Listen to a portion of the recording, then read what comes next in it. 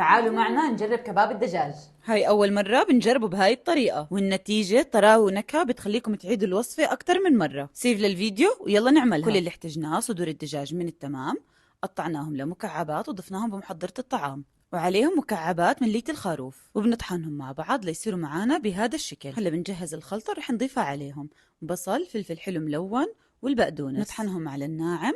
من بعدها بنصفيهم كتير منيح، بننزل الخلطة عليهم وبنحتفظ بالمي لبعدين. بننزل البهارات الموجودة كلها بالكابشن، شطة فليكس، وآخر إشي قشور الليمون وملح وشوي من القرشلة، ونخلطهم كتير منيح ليصيروا معانا بهذا الشكل. وهلا بدنا نشكهم. تحطوا على ايديكم شوية مي وبتاخذوا كمية من الدجاج وبتشكوها على السيخ، وشكوها بالطريقة اللي بتحبوها. تجهز الكمية كلها بناخذها على الفرن. تفاصيل الفرن كلها بالكابشن. والمي اللي نزلت الخضروات بحط لها معلقة ربن ذرة، دبس فليفلة، وبدهن فيها الخبز، وبدهن فيها الدجاج بس يستوي قبل التحمير. وطبعا الكباب بده بصل وسماق وصوص طحينية وصحتين والف عافية. زاكي جربوه رح يعجبكم. ليش ما عملناه من قبل؟ عن جد مش عارف. زاكي.